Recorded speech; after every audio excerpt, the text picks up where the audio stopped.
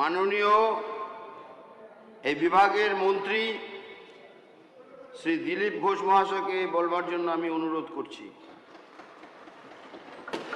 মোটামুটি 15 মিনিট ধার্য আছে। ধন্যবাদ মাননীয় অধ্যক্ষ মহোদয়। আজকে যে বিশেষ বিল 15 নম্বর বিল পঞ্চায়েত আইন সংশোধনের বিল নিয়ে আমি এসেছি সদনের সামনে। তাতে 9 জন বক্তা বক্তব্য রেখেছেন। শ্রী গোলাম রব্বানীজি, মাননীয় জগন্নাথ চট্টোপাধ্যায়, মাননীয় তরুণজ্যোতি তিওয়ারি, শ্রী নওশাদ সিদ্দিকী, শ্রী বিক্রম নস্কর, শ্রী বাবর আলী, শ্রী বঙ্কিমচন্দ্র ঘোষ, শ্রী আকরুজ্জামান, 8 জন বক্তা বক্তব্য রেখেছেন। সবাইকে আমি ধন্যবাদ জানাই। এবং যেভাবে এই আলোচনায় অংশগ্রহণ করে আমাদের মাননীয় সদস্যরা বক্তাদের উৎসাহিত করেছেন হাততালি দিয়ে, স্লোগান দিয়ে, তার জন্য আপনাদেরকেও ধন্যবাদ জানাই। আজ এটা ঠিকই যে ঐতিহাসিক ব্যাপার।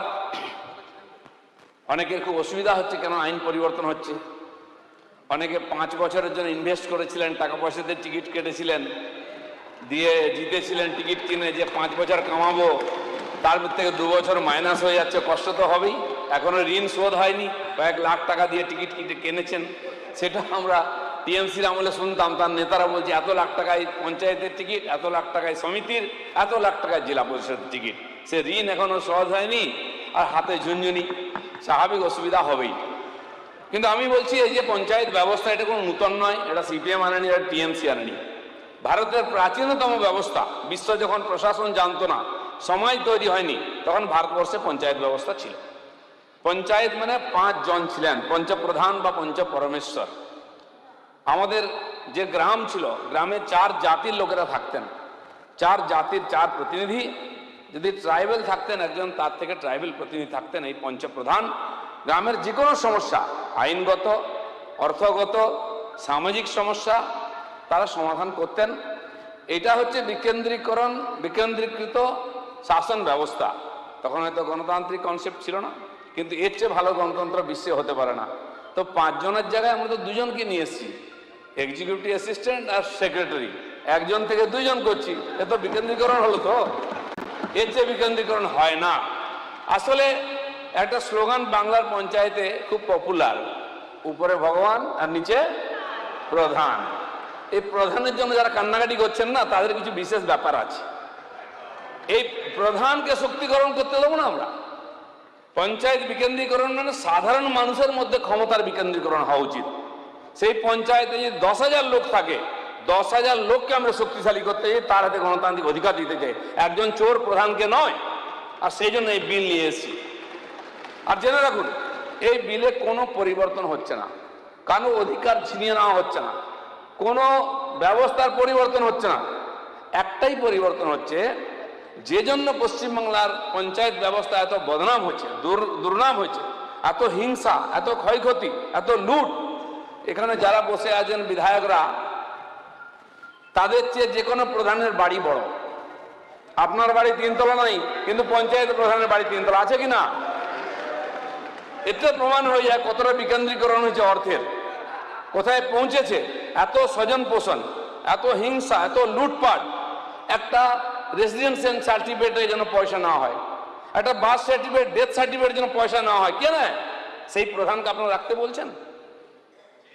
ডিএম তো সই করেন কোটি কোটি টাকার, বিডিও সই করেন। যদি সেক্রেটারি সই করেন, কি সংবিধান অশুদ্ধ হয়ে যাবে? প্রধানকে কেন চোর বানিয়ে রেখেছেন? বিকেন্দ্রীকরণ এটাই হয়। বিডিও, এসডিও, ডিএম সই করলে দোষ হয় না। আর যদি সেক্রেটারি আর অ্যাসিস্ট্যান্টের হাতে আমরা ক্ষমতা দিয়ে দিই চেকের, কি অসুবিধা হয়ে যাবে? অসুবিধা ওটাই হবে, কাটমানিটা অসুবিধা হয়ে যাবে। আমি তো বলবো গব্বরের সেই স্লোগানটা একটু, ডায়লগটা পাল্টে দিই। सरदार काटमानी खाया है, सरदार बोलता है अब अंडा खाओ। सरदार काटमानी के बदले अंडा, तो बराबर है ना। तो माननीय अध्यक्ष जी, हमारा এই সংবিধান সংশোধন আমাদের প্রয়োজন ছিল না। 73 থেকে চলছে। কেন এনেছি আমরা? না, আজকে পশ্চিমবাংলায় যে বিশেষ পরিস্থিতি তৈরি হয়েছে, একটা লোকের রাজনৈতিক অভিসন্ধির জন্য মানুষ একটা ডেথ সার্টিফিকেট পাবে না, রেসিডেন্স সার্টিফিকেট পাবে না, বার্থ সার্টিফিকেট পাবে না, বাড়ির শৌচালয়ের টাকা পাবে না, আবাস যোজনার টাকার কিস্তি আটকে যাবে। যে গরিব মানুষগুলো যে রামজিতে কাজ করেছেন তার পেমেন্ট আটকে যাবে সে সই না করলে। এই অনুমতি আমরা দিতে পারি না, সেই ক্ষমতা আমরা ছিনিয়ে নেবই। সেই জন্য আমরা করছি এখানে একজন সেক্রেটারি বা এক্সিকিউটিভ অ্যাসিস্ট্যান্ট সিগনেচার করবেন, কিন্তু অনুমতি দেবেন প্রধান, হিসাব দেখবেন প্রধান। তিনি সেখানে জনতার বৈঠক করবেন, সিদ্ধান্ত নেবেন কোন রাস্তা হবে, সব তিনি করবেন। সইটা এই জন্য করতে দেবো না, কারণ একজন কন্ট্রাক্টরকে 3 বার ঘোরানো হয়, 5% নেবেন না 10%, তারপরে সই করেন। সেই অধিকারটা ছিনিয়ে নিচ্ছি, কাটমানি খাওয়ার অধিকার ছিনিয়ে নিচ্ছি, বাকি সংবিধান যে অধিকার দিয়েছে সেটা ছিনিয়ে নেওয়া হয়নি। মাননীয় অধ্যক্ষ মহোদয়, ভারতবর্ষের পঞ্চায়েতি রাজের আইন প্রত্যেক রাজ্যে আলাদা। রাজস্থান 59 সালে শুরু করেছে বোধহয় এই আইন, সেখানে প্রথম চালু হয়। এই আইন ভারতবর্ষে যুগ যুগ ধরে চলছিল। এই ব্যবস্থা ব্রিটিশরা এসে ধ্বংস করে কেন্দ্রীকরণ করেছে। একটা সাহেব একটা বিরাট অফিস চালাবে, তার কাছে সব ফাইল আসতে হবে, তার হাতে মুঠোই থাকবে ক্ষমতা। পরাধীনতাকে ধরে রাখার জন্য আমাদের পঞ্চায়েত ব্যবস্থাকে নষ্ট করা হয়েছিল। তাই আজকে সমস্ত কোর্টে কোটি কোটি কেস জমে আছে এই ব্রিটিশ সিস্টেমের জন্য। এত কেন্দ্রীকরণ, একজন অফিসার আছেন তিনি সই না করলে ফাইল যাবে না, তিনি 15 দিন নাই তো সমস্ত ফাইল জমা হয়ে যাচ্ছে, অফিসারকে দেখা যায় না, এত ফাইল জমা হয়। এটা হচ্ছে কেন্দ্রীকরণ, তার থেকে বেরিয়ে এসছে। আর ব্রিটিশরা সেখানেই নিয়ে গেছিল, পরবর্তীকালে আমরা নিয়ে এসেছি। কিন্তু কেবল পশ্চিমবাংলার ক্ষেত্রে প্রধানকে এই ক্ষমতা দেওয়া আছে বিল সই করা, আর সেইখান থেকে শুরু হয়েছে। আর অন্য রাজ্যে যান, কোথাও প্রধানের এই আর্থিক ক্ষমতা নাই, তাই সেখানে হিংসা নেই, তাই এত লুটপাট নেই, তাই এত বদনাম নেই। এই যে পঞ্চায়েত নির্বাচন, অনেকে 21-এর কথা বলেছেন, আমি আপনাকে তথ্য দিচ্ছি। গত কয়েকটি নির্বাচনে কত মৃত্যু হয়েছে। 2003 সালে 70 থেকে 80 জন নিরপরাধ মানুষ মারা গেছে। 8 সালে 36 থেকে 45 জনের মৃত্যুর খবর পাওয়া যায়। 2013-তে 31 থেকে 39 জন মারা গেছে। 2018-তে 29 জন মারা গেছেন।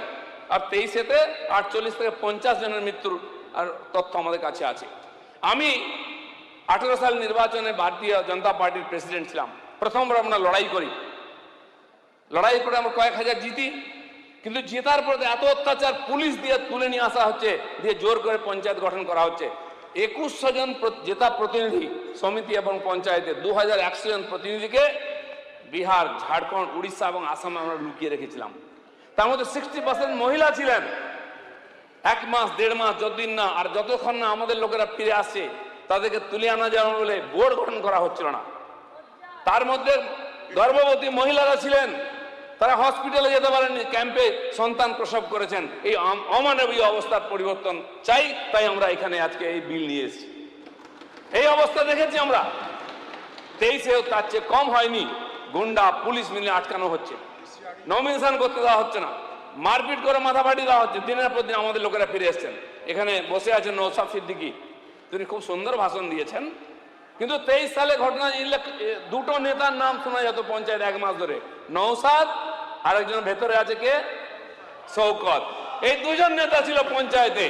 1 মাস আমরা লাইভ টেলিকাস্ট দেখেছি, ইনি বোম মারছেন, কার কত বেশি বোম আছে। দুর্ভাগ্যবশত আমি সেই বিধানসভায় থাকি, ভাঙড়েতে। রোজ দেখতাম কে কটা বোম মারলো, গোনা হতো। মনে হচ্ছে ইউক্রেন রাশিয়ার লড়াই চলছে।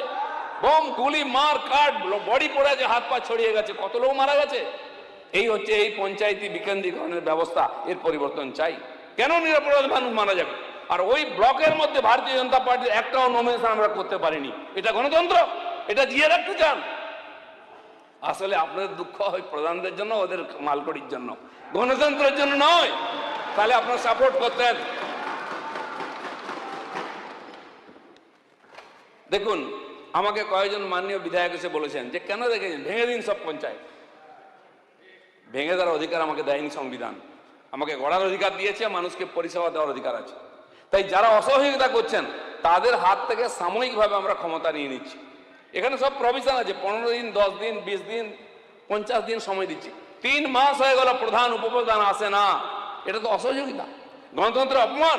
সরকারকে অপদস্থ করার জন্য, সরকার ডেলিভার যাতে না করতে পারে পঞ্চায়েতে কাজ, সেই জন্য অসহযোগিতা করা হচ্ছে। সেই সব লোকের হাতে আমরা ক্ষমতা রাখতে পারি না। সেই জন্য এই বিল আনতে আমরা বাধ্য হয়েছি।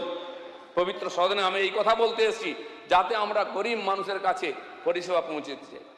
গ্রাম উন্নয়ন নয়। মাননীয় দীনদয়ালজি বলেছেন যে পেছনে দাঁড়িয়ে থাকা গরিব মানুষের কাছে উন্নয়নের ধারাকে পৌঁছে দিতে হবে, সেই জন্য তো পঞ্চায়েত ব্যবস্থা। সে মানুষটি কেন বঞ্চিত হবে আপনার জন্য? কে দিনের পর দিন পঞ্চায়েত অফিসে কেন ফিরে যাবে? সে পরিষেবা থেকে কেন বঞ্চিত হবে? কেন কন্ট্রাক্টররা কাজ করেছেন তার বিল মাসের পর মাস আটকে থাকবে? কেন গ্রাম সড়ক যোজনার রাস্তা শুরু হবে না আপনি না বলছেন বলে? কেন জিরামজির গত মাসে আমরা নারেগার 1 মাস কাজ করেছি, এবারে জিরামজি শুরু হয়েছে। সেই নারেগার যে বিল দেবো আমরা 1,56,00,000 কর্মদিবস তৈরি হয়েছে। যে মানুষগুলি কাজ করেছেন গরিব মানুষগুলি, তাদের অ্যাকাউন্টে টাকা যাবে না যতক্ষণ না প্রধান সই করবেন। এই অধিকার কে দিয়েছে মানুষকে কষ্ট দেওয়ার? তাই আমরা সাময়িকভাবে এই ব্যবস্থা করেছি। এতে কোনো আইনের পরিবর্তন হয়নি, সাময়িক একটা রাস্তা বার করা হয়েছে যাতে পরিষেবাটা কন্টিনিউ থাকে, সাবলীল থাকে। সেই জন্য আজকের এই পঞ্চায়েতের যে বিলের সংশোধন যে আইনের, সেটা আমি আপনাদের কাছে নিয়ে এসেছি। আমরা কারো আর অধিকার খেয়ে নিতে চাই না। অনেকে বলেছেন ব্যবস্থা আছে নাকি এখানে অডিট করার। কজনকে অডিট করে সাজা দিয়েছেন? সারা ভারতবর্ষ জুড়ে বদনাম আছে পশ্চিমবাংলার পঞ্চায়েত ব্যবস্থা। বাঁধে হয়নি, বাঁধ কোথাও নেই, টাকা চলে গেছে। এরকম বহু রাস্তা নেই, পুকুর নেই, টাকা চলে গেছে। সেজন্য বাধ্য হচ্ছি। এই যে 4 বছর নারেগা বন্ধ ছিল, গরিব মানুষ কষ্ট পেয়েছেন, আমরা একমত। কেন বন্ধ ছিল? এই পঞ্চায়েতে অপরিসীম দুর্নীতি হয়েছিল, তাই কেন্দ্র সরকার হিসাব না পেয়ে টাকার এই নারেগা বন্ধ করেছিল। আবার জিরামজি নামে সেই না শুরু হয়েছে, 125 দিন আসছে। আবার ওই চোরেদের হাতে আমরা এই ক্ষমতা তুলে দিয়ে গরিব মানুষকে বঞ্চিত হতে দিতে চাই না। তাই এই আমরা বাধ্য হয়েছে এই সামান্য সংশোধন করতে। তাই আপনাদের সহযোগিতা আশীর্বাদ আমি চাইছি।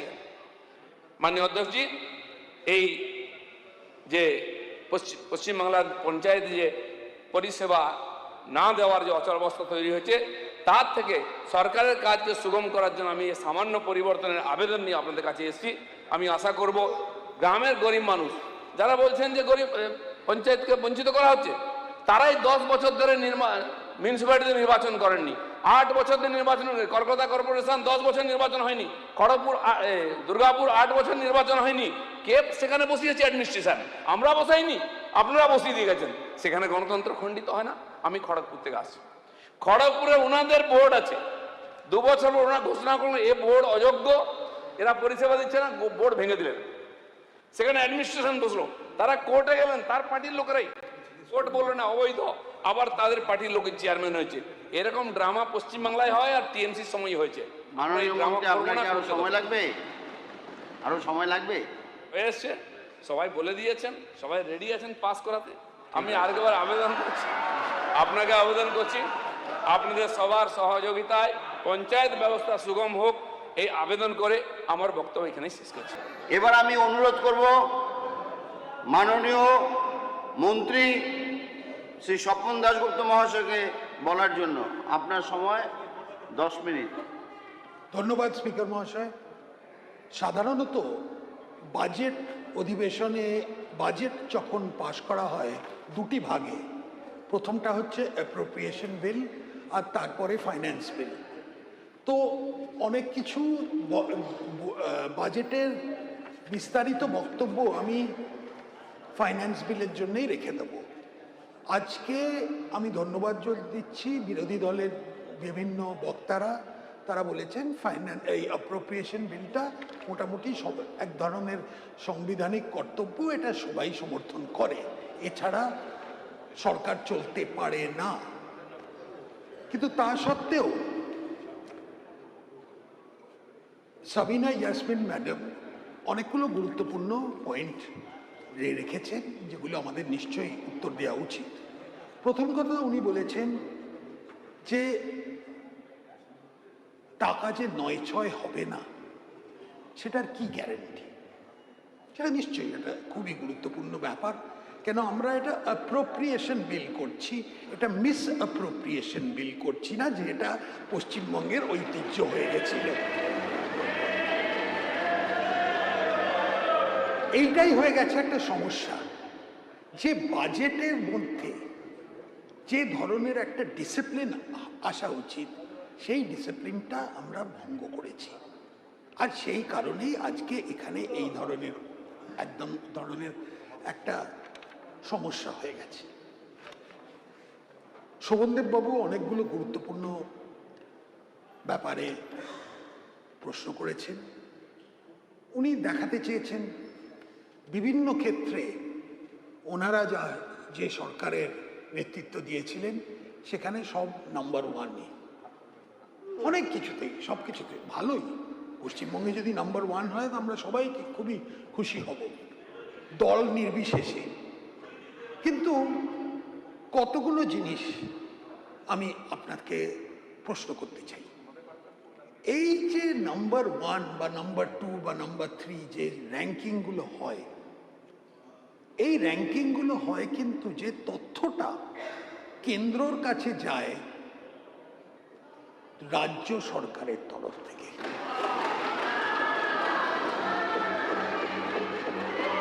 তো আমরা যদি সেই ডেটাটা ধরে রাখি যে কারেক্ট, তাহলে হয়তো নিশ্চয়ই পশ্চিমবঙ্গ আজকে অনেক উন্নতি, হয়তো মহারাষ্ট্রকেই ছাড়িয়ে গেছে, হয়তো গুজরাটকেও ছাড়িয়ে গেছে, সব জায়গায়। একটা ছোটোখাটো একটা ব্যাপারটা আমি আপনাদের সামনে রাখতে চাই। ধরুন, অনেক সময় বলা হয়েছিল যে পশ্চিমবঙ্গর ভবিষ্যৎটা হচ্ছে এমএসএমই, যে সারা ভারতবর্ষের মধ্যে এমএসএমই পশ্চিমবঙ্গে সব থেকে গুরুত্বপূর্ণ। 93 লাখ এমএসএমই নাকি পশ্চিমবঙ্গে ছিল, এটাই অফিসিয়াল ডেটা দিয়ে বলা হয়েছিল। কিন্তু দেখলাম তারপরে যে 22 লাখ এমএসএমই শুধু উদ্যমে রেজিস্টার্ড আছে। তারপরে দেখা গেল যে 4.5 লাখ এমএসএমইর কোনো প্যান ফ্যানের কিছু ব্যাপারই নেই, কোনো যে তাদের যে পুরো ডিটেলস সেটাও পাওয়া যাচ্ছে না। আলটিমেটলি দেখা গেল যে 99,000 এমএসএমই পশ্চিমবঙ্গে ফাংশনাল। তো একদিক থেকে 93 লাখ আর 99,000 এর মধ্যে পার্থক্যটা যদি বোঝা যায় তাহলেই বুঝতে পারবো 1 নম্বর কেন হয় আর ওখানে 10 নম্বর কেন হয়। কেন এতদিন ধরে পশ্চিমবঙ্গে ব্যবসায়ীরা পশ্চিমবঙ্গ থেকে পালিয়ে যাচ্ছিল? তো সেটা অবশ্য, এইসব ব্যাপার অবশ্য বাজেটে যখন বিস্তারিত ফাইন্যান্স বিলের উপর ডিসকাশন হবে সেগুলো বলা হবে। আপাতত এইটুকুই আমি খালি বলতে চাই যে অ্যাপ্রোপ্রিয়েশন বিলে যে আপনারা যে উপদেশটা দিয়েছেন যে ফাইন্যান্সিয়াল ডিসিপ্লিনটা মানু, আমরা অনেক টাকা কেন্দ্র থেকে এসছে, এবার এতে লোকানোর কিছু নেই। আপনারা জানতে চান কতটা এসছে? ম্যাডাম জানতে চেয়েছিলেন 70,000 কোটি টাকা এসছে। খোলাখুলিভাবেই বলা উচিত, আমরা এই টাকাটা যদি না হতো তাহলে আজকে পশ্চিমবঙ্গে অনেক প্রকল্প আমরা বন্ধ করে দিতে হতো, পশ্চিমবঙ্গকে ব্যাংক্রাফট করে দিতে হতো। এইটা আর ব্যাংক্রাফট কেন? যে ঋণের বোঝটা নিয়ে যে আপনারা আমাদের দিয়ে গেছেন, সেটা আমাদের চাই বা না চাই আমাদের ওটাকে কোনোভাবে মেটাতে হবে, সেটা একটা বড় দায়িত্ব। আর আমাদের বাজেটের অনেক প্রকল্পগুলো অনেক আমাদের যতটা চাই ততটা দিতে পারি না। এটার একই কারণ হচ্ছে এত বড় যে 8 লাখ কোটি টাকা, সেটা যদি ঋণের বোঝা হয় সেটাকে মেটাতে অনেক কিছু আছে। আর এটাও বলছি না যে কত টাকা, ধরুন আজকে আপনারা সিঙ্গুরে যা করেছেন তার যে সুপ্রিম কোর্ট আর আরবিট্রেশনে যে অ্যাওয়ার্ডটা দেয়া হবে সেটাও আমাদের মেটাতে হবে। আপনারা হলদিয়াতে যেসব অকাজ করেছেন সেটাও আমাদের মেটাতে হবে। তো আপনারা করে গেছেন, আপনারা মিসঅ্যাপ্রোপ্রিয়েট করে গেছেন, এটাকে আমাদের সুদ দিতে হচ্ছে। কিন্তু এটাই হচ্ছে নিয়ম। যাই হোক, আমি ধন্যবাদ দিচ্ছি আপনারা যে সমর্থন করেছেন। আশা করি সামনের বছরে, 1 বছর পরে যখন আসব তখন আরো বেশি জোর গলায় সমর্থন করবেন। যা বুঝতে পারছি সেই দিকেই রাজনীতি যাচ্ছে। ধন্যবাদ। ধন্যবাদ। আমি এবার বক্তব্য রাখার জন্য অনুরোধ করছি মাননীয় আমাদের মন্ত্রী এই বিভাগের শ্রী স্বপন দাশগুপ্ত মহাশয়কে। স্বপনবাবুর সময় 20 মিনিট। 20 মিনিট।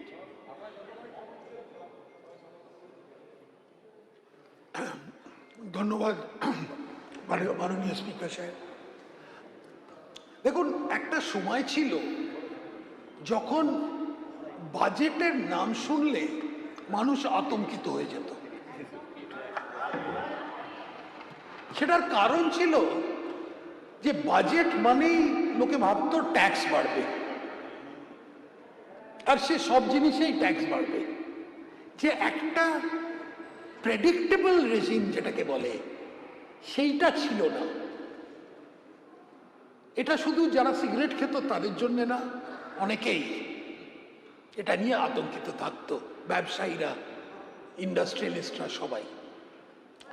তো এখন একটা পরিস্থিতি হয়েছে যেখানে বাজেটটা আকর্ষণটা অনেক কমে গেছে। এটা কিন্তু ভালো একটা জিনিস। কেন?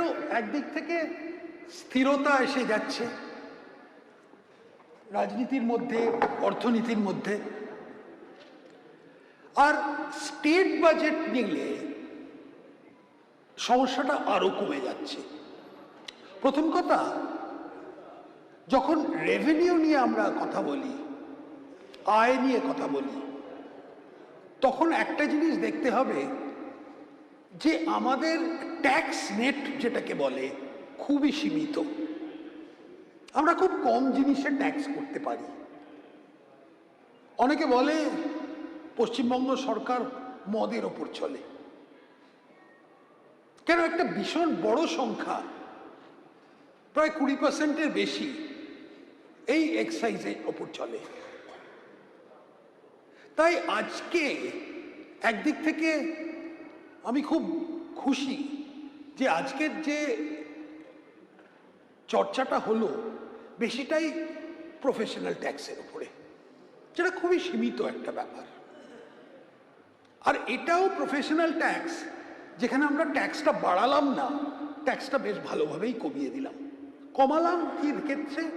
যে আমরা থ্রেশহোল্ডটা এমনভাবে রাখলাম যে যারা আগে 1000 টাকা দিয়ে ট্যাক্স দিতে হতো, এখন ওটা বাড়িয়ে প্রায় কত হয়ে গেছে এখন? 2000 টাকা, 20,000 টাকা, 10,000 থেকে 20,000-এ করে দেওয়া হয়েছে। তো এখন এর মধ্যেও অনেক কিছু আমরা সংশোধন করেছি। প্রথমত, এটাকে ডিক্রিমিনালাইজ করেছি। এইটা একটা আজকে একটা বড় ট্রেন্ড যে যতক্ষণ ছোট অফেন্স যেগুলো হয় সেগুলোকে একদম ক্রিমিনালাইজ করে জিনিসটাকে আরো জটিল করে দেওয়াচ্ছে, একদম একবার সোজাসুজিভাবে সমাধান করে নেবার। তো এই ক্ষেত্রে আশা করি সামনের দিনে আমরা চিন্তা করব যে ওই যে জেল প্রভিশন যে কথাটা বলছিলেন শোভনদেব বাবু, সেটাকে আস্তে আস্তে উঠিয়ে দিতে পারি। শোভনদেব বাবু আরেকটি কথা বলেছিলেন যেটা গুরুত্বপূর্ণ, যেটা যদি সত্যি হতো খুবই চিন্তার বিষয়। সেটা হচ্ছে এখানে কি সত্যি আমরা ডাবল ট্যাক্সেশন করছি? ডাবল ট্যাক্সেশন একটা যদি করা হতো তাহলে এটা নিন্দনীয় ব্যাপার ছিল। কিন্তু এখন যেটা হচ্ছে, যদি দেখুন একটা কোম্পানি ধরুন অন্য কোনো প্রদেশের থেকে, সে কোম্পানির হেডকোয়ার্টার, সেখান থেকে ট্যাক্স কেটে আমাদের এখানে এমপ্লয়ি যে কলকাতা বা পশ্চিমবঙ্গে কাজ করে তাকে দেয়া হতো, তার মানে পুরো ট্যাক্সটা কিন্তু পড়তো in the Exchequer of that state. এখন যেটা অনুমোদন করা হয়েছে, সংশোধন করা হয়েছে, তাতে যখন এই যে এমপ্লয়ি ট্যাক্সটা দিচ্ছে সেই ট্যাক্সটা পশ্চিমবঙ্গে, সে যদি পশ্চিমবঙ্গে কাজ করে সেই ট্যাক্সটা পশ্চিমবঙ্গের খাতায় পড়বে। তো এটা একটা, আমি মনে হয় একটা পজিটিভ সাইড। তৃতীয়ত, অনেকে হয়তো মনে করেন যে কেন বলুন সরি, না না, ডুয়াল ট্যাক্সেশন কোথায়? ওইখানে যদি ট্যাক্সেশনটা একবার ওখানে খাতায় জমা দিতে হবে, এখানে একবারই দিতে হবে, ওটা পশ্চিমবঙ্গে পড়বে, এইটাই করা। If the employee is employed in West Bengal, his tax will be credited to the government of West Bengal. এইটাই হচ্ছে কথা। এর কোনো অ্যাম্বিগুইটি নেই। সে যেখান থেকেই কাটুক, it will be credited to West Bengal. It will be applicable in private companies. Private কোম্পানিজদের মানে দেখেই এটা করা হয়েছিল। কেন আজকাল সরকারি এমপ্লয়ি তো খুব একটা বেশি নেই, এখন বেশিরভাগই প্রাইভেট এমপ্লয়িজ। আর তার প্রাইভেট এমপ্লয়িজ আর যারা ধরুন আইটি সেক্টরে, যেটা বেশিরভাগই ব্যাঙ্গালোর বা হায়দ্রাবাদ বা চেন্নাই ওইসব জায়গা থেকেই ওরা করে, ওদের এই জিনিসটা হচ্ছিল, সেটাকে দেখেই আজকে এই সংশোধনটা আনা হয়েছে। এই কারণেই thank you for asking for the clarification. হ্যাঁ, আরেকটা বিষয় হচ্ছে যেটা এখানে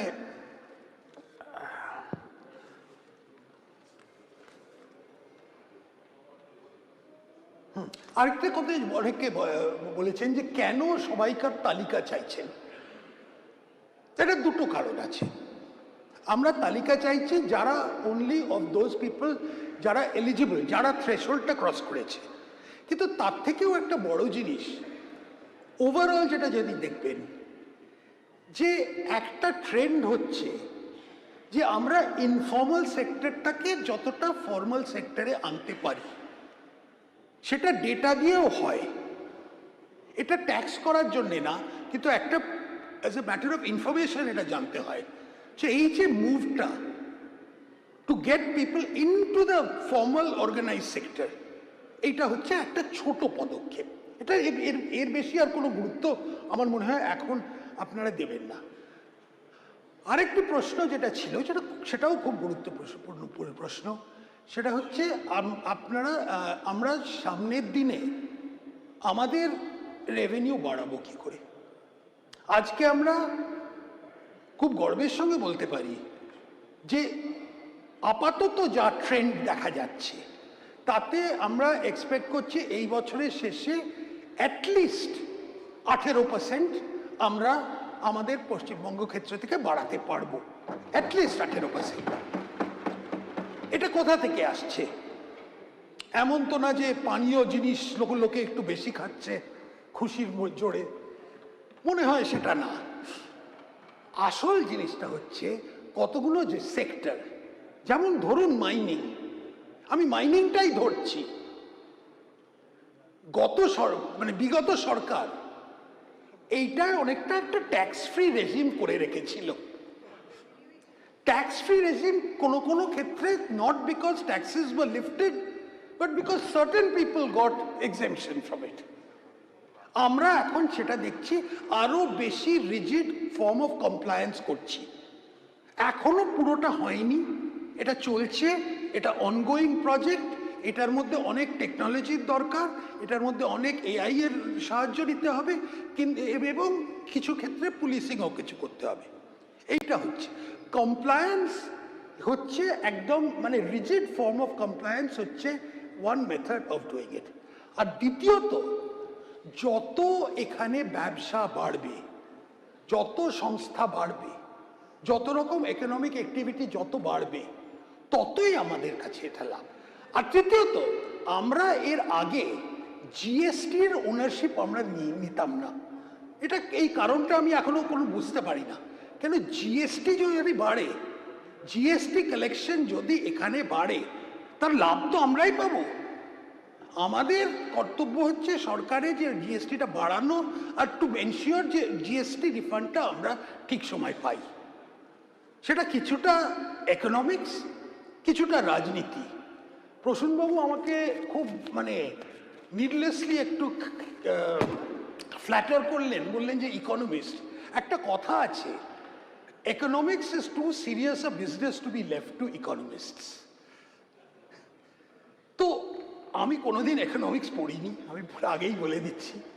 আমি ইতিহাসের ছাত্র, চিরকাল ইতিহাসেরই ছাত্র ছিলাম, তো এটা যা লিখেছি অন দ্য জব যতটা শিখেছি, কিন্তু এইটুকু জানি যে ইকোনমিস্টদের কাজ হচ্ছে ট্যাক্স বাড়ানো। আর আমার কমন সেন্স বলে যে যত ট্যাক্স কমাবে আর যদি আরো বেশি করে লোককে মানে ট্যাক্স নেটটা যদি ওয়াইডেন করতে পারেন তাতেই এতে ভালো। তো আমরা এই ফিলসফিটা আমরা কেন্দ্রীয় সরকারেও করছি, এই ফিলসফিটা আমরা রাজ্য সরকারেও করছি, এইটাই সামনের দিনে থাকবে। অনেক অনেক ধন্যবাদ আপনাদের সমর্থনের জন্যে। আশা করি এই সমর্থনটা থাকবে আর আপনারা পুরোপুরি কোঅপারেট করবেন, পার্টিকুলারলি যখন ওই মাইনিংয়ের ক্ষেত্রে আমরা আরও বেশি কমপ্লায়েন্স করতে চাইব। অনেক ধন্যবাদ। আমি মাননীয় সদস্য শ্রী জগন্নাথ চট্টোপাধ্যায়কে বলবার জন্য অনুরোধ করছি। আপনার সময় 15 মিনিট।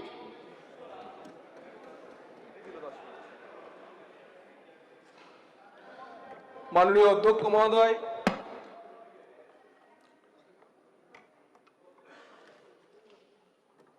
'৭৩ সালের মূল পঞ্চায়েত আইন, সেই পঞ্চায়েত আইনের ঐতিহাসিক এই সংশোধনী বিলে আমি সরকার তথা মন্ত্রী মহোদয় কর্তৃক যে সমস্ত সংশোধনগুলি আনা হচ্ছে তার সপক্ষে দু কথা বলতে দাঁড়িয়েছি। তৃণমূল কংগ্রেসের প্রতিনিধির মুখে আমরা এতক্ষণ শুনলাম যে কেন পঞ্চায়েতের 3টি স্তরের একদম সর্বনিম্ন যে স্তর, সেই স্তরে গ্রাম পঞ্চায়েত প্রধান যারা কোট আনকোট তথাকথিত নির্বাচিত প্রতিনিধি, তাদের সরিয়ে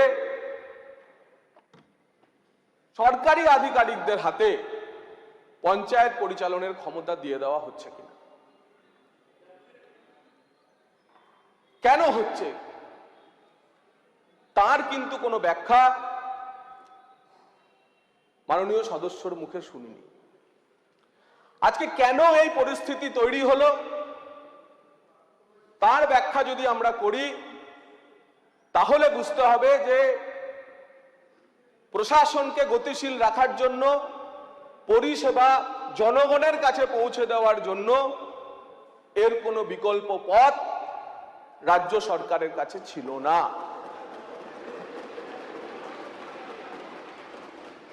পশ্চিমবঙ্গে পঞ্চায়েত আইন 1973 সালে পাশ হয়ে গেছে, কংগ্রেস জামানা। কিন্তু পঞ্চায়েত ভোট পশ্চিমবঙ্গে প্রথম হয়েছে 1978 সালে বামফ্রন্ট সরকার আসার পরে। ভুলের সেই শুরু। কি ভুলের শুরু? 1978 সালে বামফ্রন্ট সরকার আসার পরেতে পশ্চিমবঙ্গে ত্রিস্তর গ্রাম পঞ্চায়েত ব্যবস্থা শুরু করেছিলেন, কিন্তু সেই ব্যবস্থা ছিল রাজনৈতিক সিম্বলে পঞ্চায়েত জিতে আসা। ভারতবর্ষের অন্য কোন রাজ্যে, কেরল, ত্রিপুরা, পশ্চিমবঙ্গ ছাড়া ত্রিস্তর পঞ্চায়েত ব্যবস্থায় সরাসরি পলিটিক্যাল সিম্বলে জিতে আসার রেওয়াজ নেই। কিন্তু 1978 সালের পর থেকে ক্রমাগত বামফ্রন্ট অন্ততপক্ষে সময়ে পঞ্চায়েত নির্বাচনটা করিয়েছিল। নানা অ্যাবারেশন পরবর্তীকালে এসেছে এবং পশ্চিমবঙ্গের পঞ্চায়েত পরিচালন ব্যবস্থার প্রভাবিত হয়েই বলবো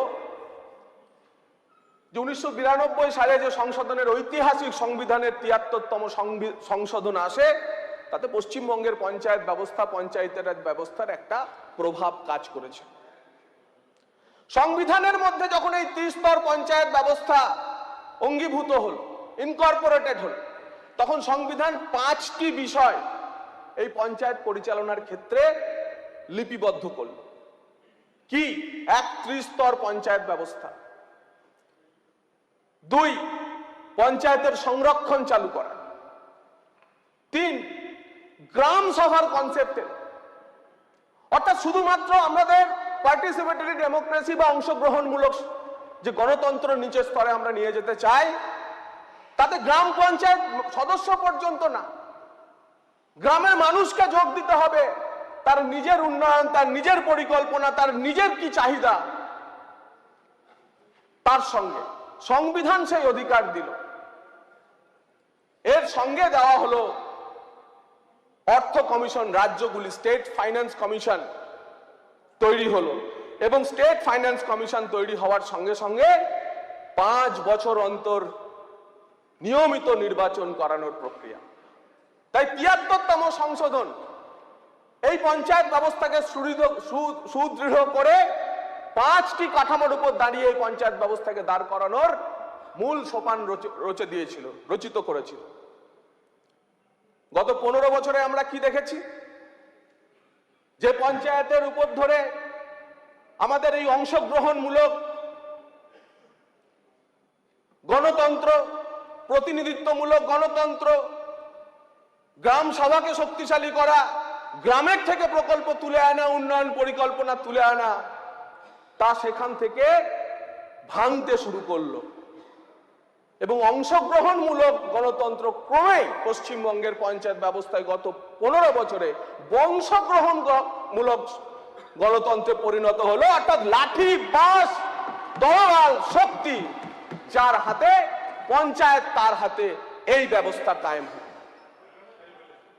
সংবিধান যে 5টা অধিকার দিয়েছিল গ্রাম পঞ্চায়েত ফাংশনারিজদের, পঞ্চায়েতি রাজ ইনস্টিটিউশনগুলোকে, সেই 5টির কোনোটি গত 5 বছরে পালিত হয়নি। সংশোধন সেই কারণেই আজ প্রয়োজন হয়েছে। পুরো ব্যবস্থাকে আমূল বদলে সংশোধন করার জন্যই আপনারা গত 15 বছরে পঞ্চায়েতকে যেভাবে ভেঙেছেন, তার জন্যই আজকে সংশোধনের প্রয়োজন এসেছে। আপনারা গ্রাম সভায় মিটিং করেননি।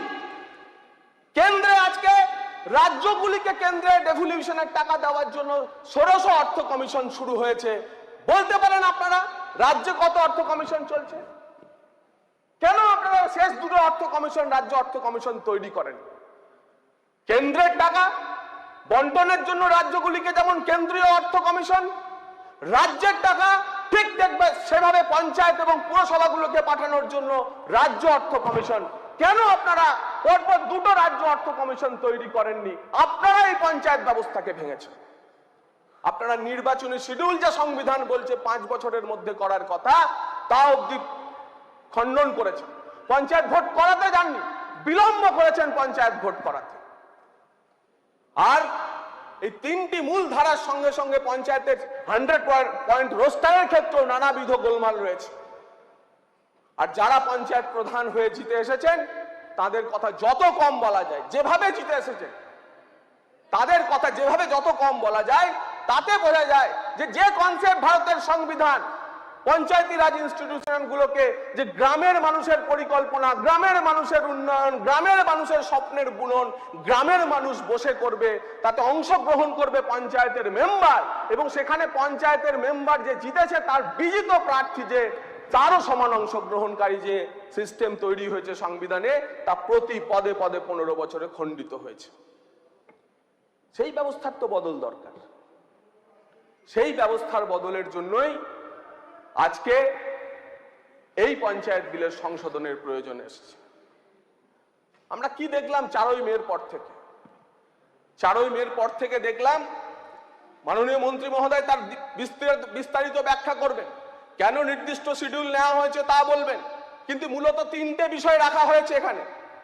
বিল যা বলছে যে এক গ্রাম পঞ্চায়েত প্রধান যদি নির্দিষ্ট সময় না আসেন, অন্য কোনো সদস্য যদি প্রধানের কাজ করতে না রাজি হন, ইতিমধ্যেই ব্যবস্থা আছে যে 30 দিন অন্তর 30 দিনের অধিকার কাউকে দেওয়া যেতে পারে। আমরা 2018 সালে মাননীয় দিলীপরা তখন যে জায়গা থেকে আসে, একটা পঞ্চায়েত সমিতি ভারতীয় জনতা পার্টি জিতেছিল, সেই ডেবরা পঞ্চায়েত সমিতি 5 বছর আপনারা গঠন করতে দেননি, কারণ ওটা বিজেপির পঞ্চায়েত সমিতি হয়ে যাবে। পশ্চিমবঙ্গে এরকম আরো কয়েকটি পঞ্চায়েত সমিতি আছে, গ্রাম পঞ্চায়েত তো বাদ দিন, অ্যাডমিনিস্ট্রেটর বসিয়ে দিয়ে কোনো আইন ছাড়াই 2018 সালের পর 100-150 গ্রাম পঞ্চায়েত এবং কয়েকটি পঞ্চায়েত সমিতি আপনারা এইভাবে চালিয়েছেন। তখন তো আইন ছিল না। আমরা আইন দিয়েই সংশোধন করতে চাইছি তার কারণ বিনা লড়াইয়ে জিতে আসা, চুরি করে জিতে আসা আপনাদের গ্রাম পঞ্চায়েতের সদস্যরা আর পঞ্চায়েত মুখ হচ্ছে না, আর পঞ্চায়েত মুখ হচ্ছে না। মেম্বাররাও আর পঞ্চায়েতে আসতে চাইছে না। মন্ত্রী অ্যাপিল করেছেন, আমরা গিয়ে অ্যাপিল করেছি, বারবার বলা হচ্ছে, তারপরেও তারা আসতে চাইছেন। এবং আমি তো মাননীয় মন্ত্রীকে বলবো যে আপনি শুধু 3টে শিডিউল রেখেছেন। প্রধানের বদলে প্রশাসক বসালো, গ্রাম পঞ্চায়েতের মিটিং করা আর গ্রাম সভার মিটিং করা, 3টে একারই অধিকার আপনি প্রশাসকের হাতে দিতে চলেছেন। এবং আজকের পরিস্থিতিতে যদি নেক্সট যে পঞ্চায়েত নির্বাচন আছে আগামী 2-2.5 বছর পর্যন্ত, যদি পরিষেবাকে নিচে পৌঁছাতে হয়, যদি জিরামজির সুবিধা পৌঁছাতে হয়, আয়ুষ্মানের সুবিধা পৌঁছাতে হয়, অন্নপূর্ণার সুবিধা পৌঁছাতে হয়, 16 ফিনান্স কমিশনের টাকা পৌঁছাতে হয়, RIDF এর টাকা পৌঁছাতে হয়, আনটাইড বিভিন্ন ফান্ডের টাকা পৌঁছাতে হয়, যদি বার্ধক্য ভাতা, বিধবা ভাতা, বয়স্ক ভাতা আমাদের নিচে পৌঁছাতে হয়, এছাড়া সরকারের সামনে এখন আর কোনো বিকল্প নেই। তাই এই সংশোধনী কোনোভাবে পঞ্চায়েত রাজ ইনস্টিটিউশনগুলোর গণতন্ত্রকে খতম করার জন্য না, এবং এটি একটি স্বল্প মেয়াদী ব্যবস্থা। পশ্চিমবঙ্গে পঞ্চায়েতের রাজে যদি আমরা যে কল্পনা সংবিধান করেছি, আমরা যে 72 সালের আইন, কংগ্রেসের তৈরি করে যারা আইন 72-73 সালের আইন নিয়ে আমরা যে গর্ব করতে পারি যে পশ্চিমবঙ্গের পঞ্চায়েত আইন ভারতবর্ষের অন্যতম প্রাচীন পঞ্চায়েত আইনগুলোর মধ্যে একটি, সেই ব্যবস্থা যদি আমরা কায়েম করতে পারি, যদি হিংসামুক্ত পঞ্চায়েত নির্বাচন সংগঠিত হয়, যদি যেভাবে নির্বাচনের দ্বারা গ্রাম সভায় পরিকল্পনা করে গ্রাম পঞ্চায়েত প্রার্থী নির্বাচিত করে তারপর সভা করে গ্রাম পঞ্চায়েত চালানোর পরিকল্পনা তৈরি হয়, তখন এই আইন প্রয়োজনে আবার সংশোধিত হবে, প্রয়োজনে আবার গ্রাম পঞ্চায়েতের প্রধান তাদের হাতেই ক্ষমতা যাবে। আমি তো মাননীয় মন্ত্রী মহোদয়ের কাছে অনুরোধ করব যে শুধুমাত্র এই সংশোধনী গ্রাম পঞ্চায়েত প্রধানদের উপর না রেখে কিছু ক্ষেত্রে পঞ্চায়েত সমিতি, কয়েকটি পঞ্চায়েত সমিতিকে বেশ কিছু, এবং প্রয়োজনে 2-1টি জেলা পরিষদের ক্ষেত্রে এর প্রয়োগ এবং সংশোধনী আনা যায় কিনা তা বিবেচনা করে দেখুন। মাননীয় অধ্যক্ষ মহোদয়, কোনোভাবেই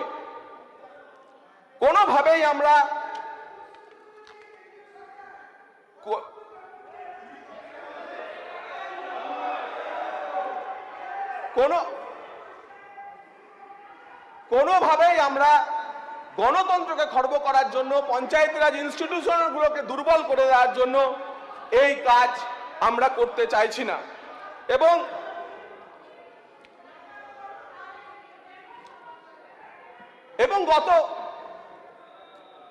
ওই গত 15 বছরে পঞ্চায়েত ব্যবস্থায়,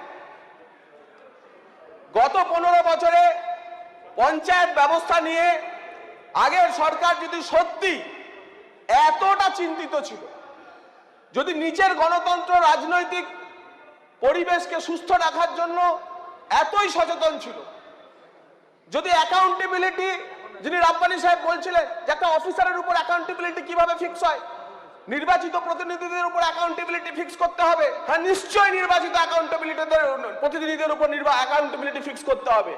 সেই কারণেই তো 100 দিনের কাজের 44টা প্রজেক্টে কেন্দ্রীয় সরকারের ইন্সপেকশনের পর বলা হয়েছিল পঞ্চায়েত সচিবকে, রাজ্যের মুখ্যমন্ত্রীকে, যে চোর ধরো, জেল ভরো, তবেই 100 দিনের টাকা পাবে। সারা পশ্চিমবঙ্গে 1 লক্ষের উপর স্কিম চলেছে, 1 লক্ষের উপর স্কিম চলেছে।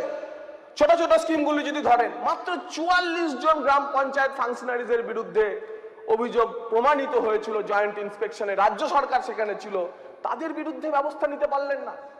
প্রধানমন্ত্রী আবাস যোজনায় যারা কাটমানি খেয়েছিল, এমন যারা চিহ্নিত হয়েছিল, তাদেরকে পর্যন্ত বলা হয়েছিল যে তাদের বিরুদ্ধে ব্যবস্থা নিন, তাদের পকেট থেকে টাকা উদ্ধার করে গভর্নমেন্ট ট্রেজারিতে জয়েন করুন। আপনি বলছেন একজন চোর হতে পারে, সবাই না।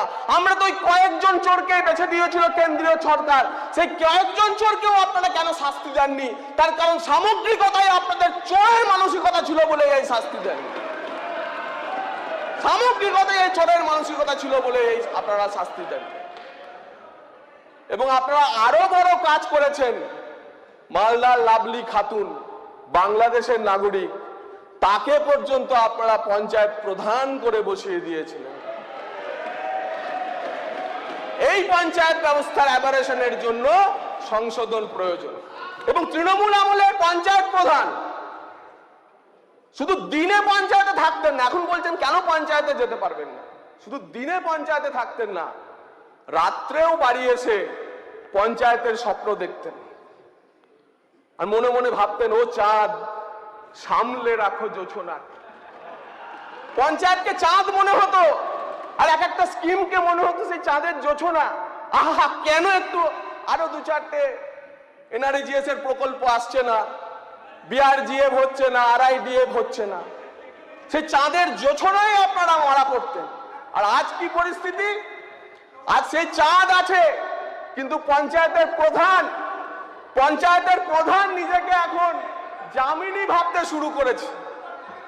সে চাঁদ আছে, কিন্তু পঞ্চায়েতের প্রধান আজ নিজেকে জামিনী ভাবতে শুরু করেছে যে আমি জামিনী, তুমি শশী হে, ভাতিজ গগন মাঝে।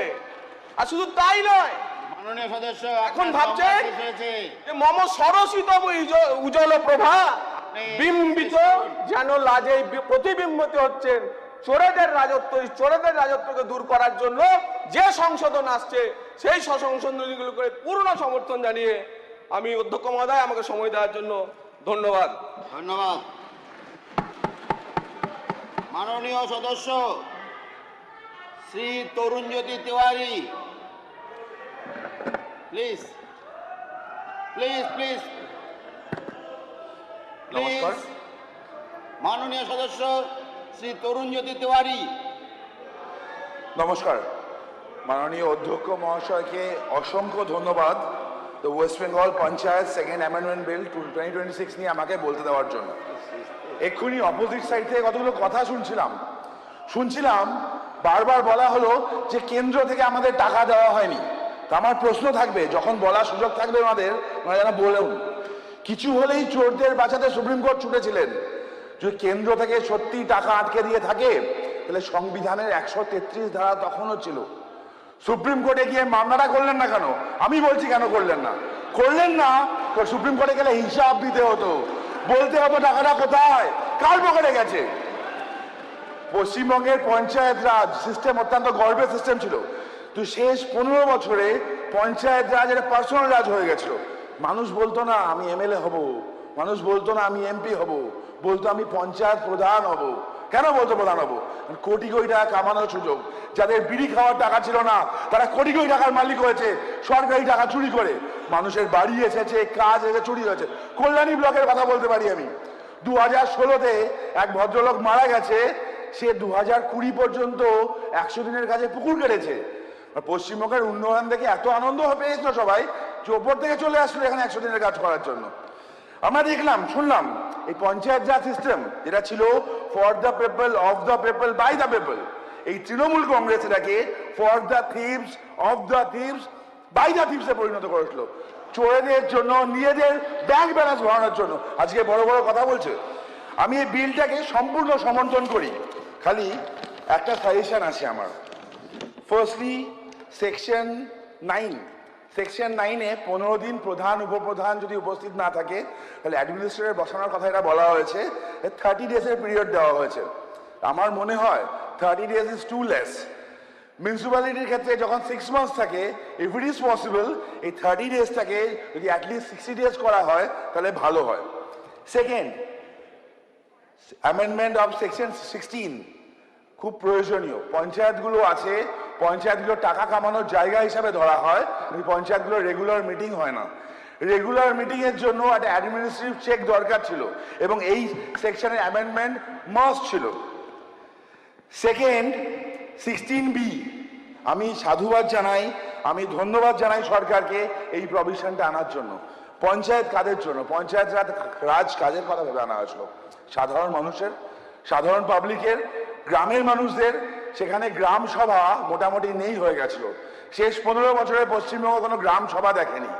গ্রাম সভা না হলে গ্রাম তাদের ইস্যুগুলো বলতে পারবে না, ইস্যুগুলো সামনে আসবে না, তাদের কথা মতো কাজ হবে না।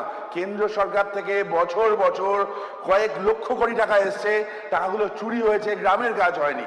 নেতাদের বাড়ি হয়েছে, 100 দিনের কাজের টাকায় নেতারা বাইরে গেছেন, আবাস যোজনার টাকায় নেতাদের বাড়ির গ্যারেজ তৈরি হয়েছে, কিন্তু মানুষের কাজ হয়নি।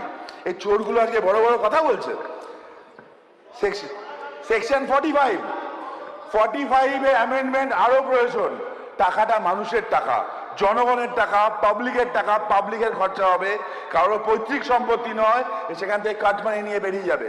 পঞ্চায়েতের কাজ হলে 20%, 30%, কোনো জায়গায় আবার প্রধান উপপ্রধানের লোকজনই কাজ করবে, নিয়মগুলো থাকতে পারে না, তাও থাকে।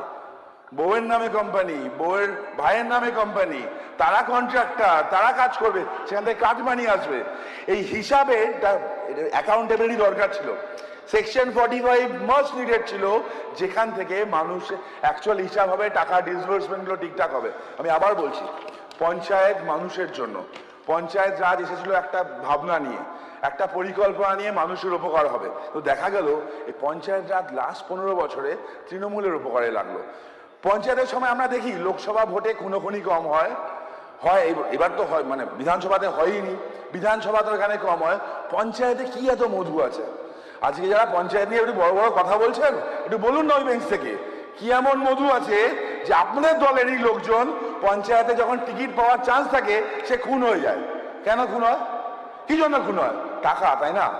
খালি টাকা, মানুষের দামের থেকে টাকা বেশি। 2018 পঞ্চায়েত আমাদের মনে আছে, 2018 পঞ্চায়েতে কয়েকটা দিনে একের পর এক মানে কার্যকর্তা খুন হলো।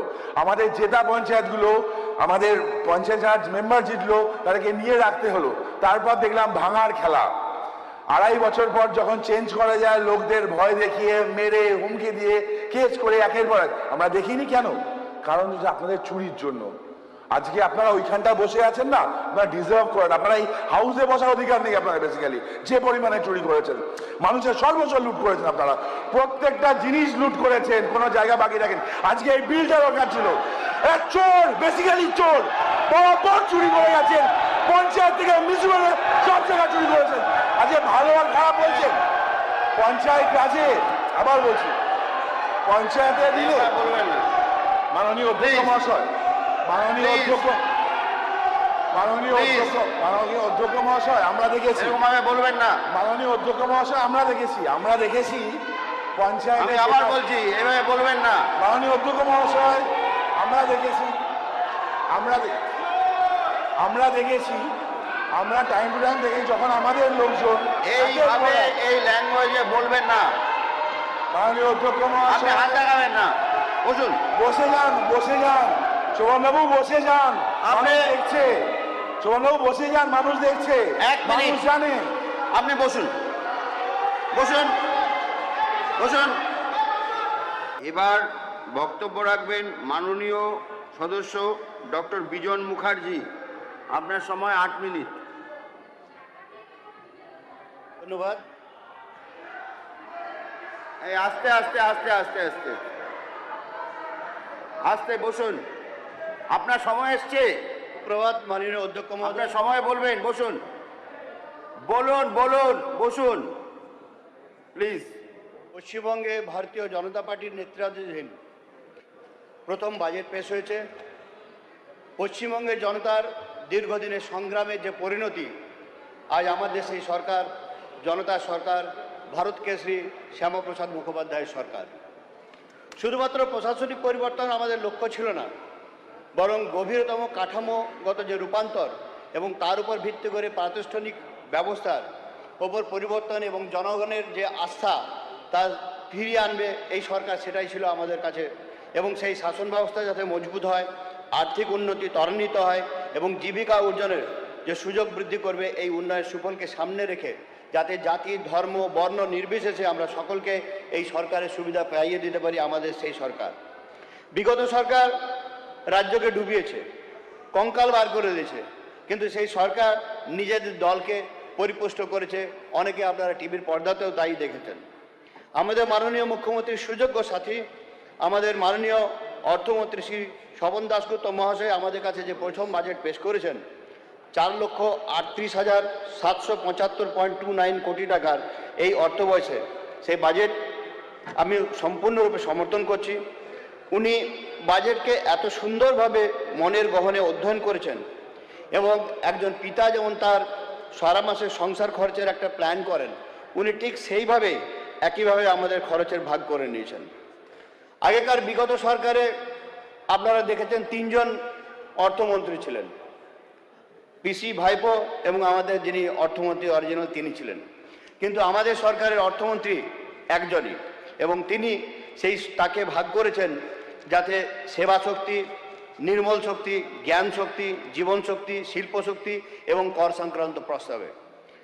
আমরা যেমন মা বাবার কাছ থেকে উত্তরাধিকার সূত্রে অনেক কিছুই পাই, কেউ ঘর বাড়ি পায়, কেউ টাকা পয়সা পায় এবং অনেকে আরও অনেক কিছু পায়। কিন্তু আমরা বিগত 2 সরকারের কাছ থেকে পেয়েছি প্রায় 8,15,891 কোটি টাকার বিশাল ঋণ, যা কোনো কোনো ছোট ছোট রাষ্ট্রের টোটাল বাজেটের সমতুল্য।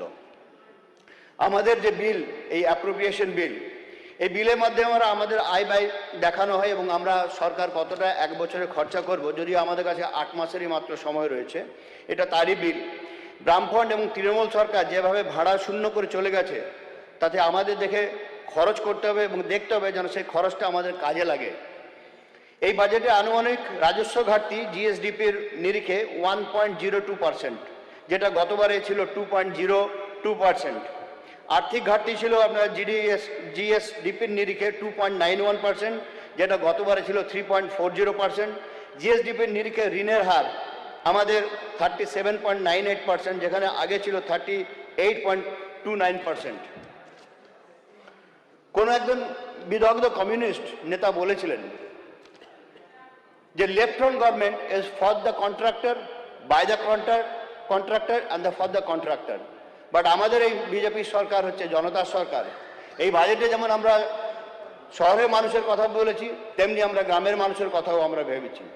আমরা এখন সকাল থেকে রাত 2টো অবধি এই কারণেই কাজ করছি যে বিগত সরকার যা ভুল করেছে সেই সরকারকে যাতে আমরা ঠিক করতে পারি। আমরা যেমন আপনার সরকার আপনার পাশে হেল্পলাইন চালু করেছি, তেমনি আবার 112 নম্বর হেল্পলাইনও চালু করেছি, যাতে আমরা শহর থেকে গ্রাম, গ্রাম থেকে শহর প্রত্যেক জায়গাতে মানুষের কাছে পৌঁছাতে পারি। আমরা এই বিলের মাধ্যমে আমাদের এই নতুন জেলা হসপিটাল থেকে শুরু করে, জেলা থেকে শুরু করে, মহকুমা থেকে শুরু করে, পুরসভা থেকে শুরু করে অগ্নি নির্বাপন নতুন নতুন জায়গায় আমরা তৈরি করছি। আগেকার সরকার ছিল চাকরি চুরির সরকার, অস্বীকার করার উপায় নেই। কিন্তু আমাদের এই সরকার এখনই 1 লক্ষ শূন্যপদ পূরণ করার জন্য চেষ্টা করছে। মহিলাদের জন্য 33% সংরক্ষিত যাতে থাকে সেই চেষ্টাও করছে। 20,000-এর ওপর পুলিশ বিভাগ, 50,000-এর ওপর আপনার শিক্ষক, 1,000-টির উপর ইস্টার্ন ফ্রন্টিয়ার রাইফেলসের নিয়োগ করা হবে। সরকারি পদে যারা বিগত সরকারের জন্য আপনার তাদের বয়স পেরিয়ে গেছিল, তাদেরকে আমরা 5 বছরের জন্য রিল্যাক্সেশনের একটা আমরা নতুন করে সুযোগ করেছি। ওয়েস্ট বেঙ্গল ইম্প্যাক্ট এআই মিশনের একটা সূচনা হয়েছে। ভূমি রাজস্ব থেকে শুরু করে পৌর এলাকা জমি রেকর্ডের আধিকারিকরণ থেকে শুরু করে যেখানে বালি চুরি, কয়লা চুরি প্রচুর পরিমাণে বিগত সরকার করেছে, সেখানে আমাদের সরকার এক নতুন আইন আনছে এবং তাতে যাতে অকশনের মাধ্যমে আমরা প্রত্যেকে যাতে তার সুবিধা নিতে পারি এবং বালি চুরি সরকারের রাজস্ব যাতে পায় সেটার চেষ্টা করতে পারি। আমি আপনাদেরকে একটা ছোট্ট উদাহরণ দিয়ে বলতে পারি। আমার জামুড়িয়াতে বিএলআরের সঙ্গে আমার কথা হচ্ছিল। তিনি বললেন যে স্যার, আমাদের জমি রাজস্ব থেকে আমরা মাত্র গতবার সরকারের সময়তে 6 লাখ টাকা পার মান্থ পেতাম, কিন্তু গত মাসেই আমাদের বিজেপি সরকার আসার পরে সেটা 67 লাখ হয়েছে 1 মাসে আমাদের রোজগার। তা আপনারা ভাবতে পারেন যে বিগত সরকার কেমন করেছিল, আর আমাদের সরকার 1 মাসে 67 লক্ষ টাকা রোজগার দিয়েছে আমাদেরকে। ওয়েস্ট বেঙ্গল ইম্প্যাক্ট এআই মিশনে যে আমাদের সূচনা হয়েছে, সেটা ছাড়াও সিভিল সার্ভিস অফিসার ইনস্টিটিউট গড়ে তোলা হচ্ছে এবং সবচেয়ে বড় সুবিধা যেটা আমাদের ছিল, যেখানে আমরা কম টাকাতে কিছু কি করব না ভাবতাম বিধায়করা, সেখানে আমাদের মাননীয় মুখ্যমন্ত্রী এবং মাননীয় অর্থমন্ত্রী আমাদের 1 কোটি টাকা আমাদের প্রতি বছরের বাজেটে আমাদের করে দিয়েছেন। ফলতাকে একটা নতুন ব্লক হিসাবে তৈরি করছে, মডেল ব্লক হিসাবে তৈরি করা হয়েছে। নদীর ভাঙন, বন্যা, প্লাবনের মতন যাতে বিপদের ঝুঁকি আমরা এড়াতে পারি এবং বন্যা প্রতিরোধ করতে পারি এবং পুনর্বাসনের জন্য আমাদের প্রচুর পরিমাণে টাকা বরাদ্দ হয়েছে। সিভিক ভলেন্টিয়ার থেকে শুরু করে ভিলেজ পুলিশ থেকে শুরু করে আইসিডিএস, আশা, প্রাণীবন্ধু, প্রাণীমিত্র, ভিএসটি, ভিসিডি প্রত্যেকের উপরে নজর দেওয়া হয়েছে। এক কথায় একজন পিতা যেমন তার প্রত্যেক সন্তানের ওপরে সমানভাবে নজর দেন, আমাদের মাননীয় অর্থমন্ত্রী কিন্তু এই বাজেটে সেইভাবে প্রত্যেকের উপর নজর দিয়েছেন। যারা আমাদের সমাজের সবচেয়ে বড় বন্ধু, আমরা কি করছি না করছি সমাজের দর্পণ তারা, সেই সাংবাদিক বন্ধুদেরও আপনাদের কিন্তু আমরা এই বাজেটের মধ্যে আমাদের মাননীয় অর্থমন্ত্রী তাদের জন্য একটা পেনশনের বন্দোবস্ত করেছেন, যা একটা মাস্টার স্ট্রোক হিসাবে আমাদের মনে হয়। যাদের সঙ্গে থাকি কিন্তু আমরা তাদের কথা আগে ভাবতাম না, সেরকম আমার একটা প্রস্তাব আছে ডাক্তার হিসাবে আমাদের মাননীয় অর্থমন্ত্রীর কাছে, যে আমরা ডাক্তাররা প্রচুর পরিমাণে ট্যাক্স দিই এবং আমাদের সঙ্গে যারা দিনরাত ওতপ্রোতভাবে জড়িত সেই মেডিকেল রিপ্রেজেন্টেটিভদের, তাদের যদি কোনো পেনশনের বন্দোবস্ত করে দেওয়া হতো তাহলে তাদের সংসারটা অ্যাটলিস্ট বুড়ো বয়সের পরে তাদের কিন্তু টিকত। মহার্ঘ ভাতা যেটা নিয়ে অনেক কথা হয়েছিল, সেই 38% এবং 7th পে কমিশন লাগু করাও আমাদের কাছে এক দাঁড়িয়ে উপলব্ধি। নারী ক্ষমতায়নের অঙ্গীকারবদ্ধ আমাদের এই সরকার। মাননীয় সদস্য, আপনার সময় শেষ। মাননীয় সদস্য শ্রী অরুণ হালদার, আপনার সময় 7 মিনিট।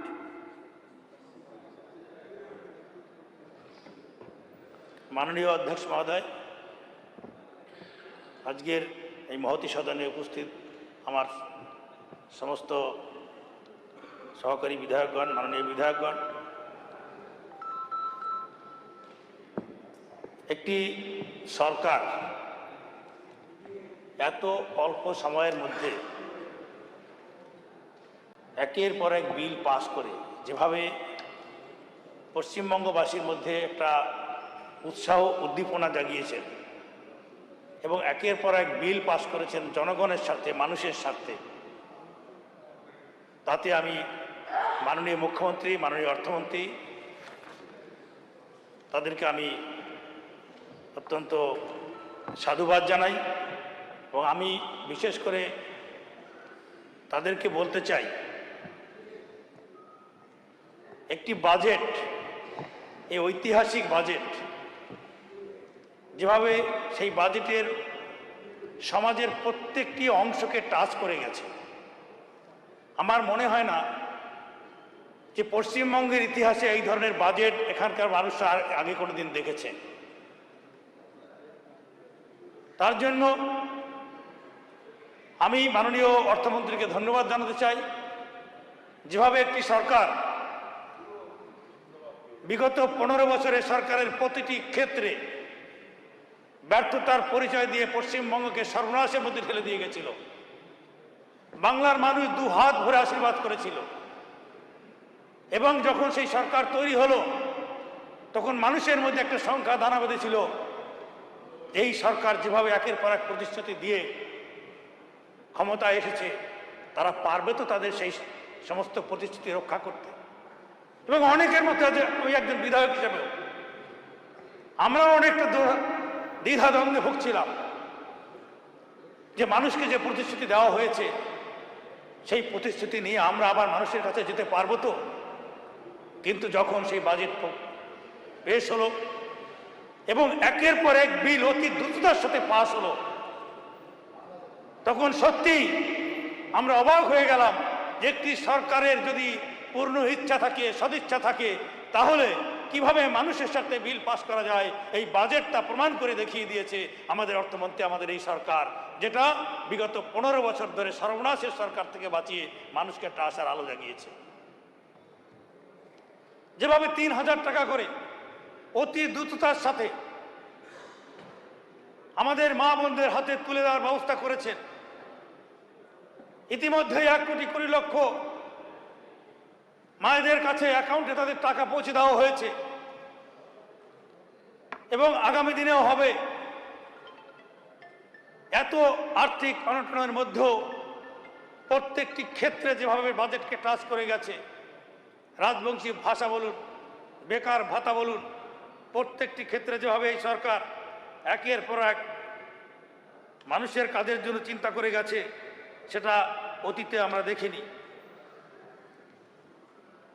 আমরা দেখতে পেয়েছি যে আমাদের বিরোধী বেঞ্চে যারা এখানে জ্বালাময়ী ভাষণ দেওয়ার জন্য বসে থাকেন,